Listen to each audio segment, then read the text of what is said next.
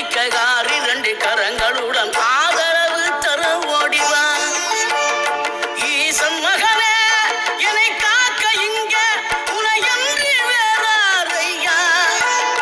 நெஞ்சார நான் நினைக்க பஞ்சாமிர்தம் கொடுக்கும் ஒரு தெய்வம் நீதானையா. ஒரு தெய்வம் நீதானையா.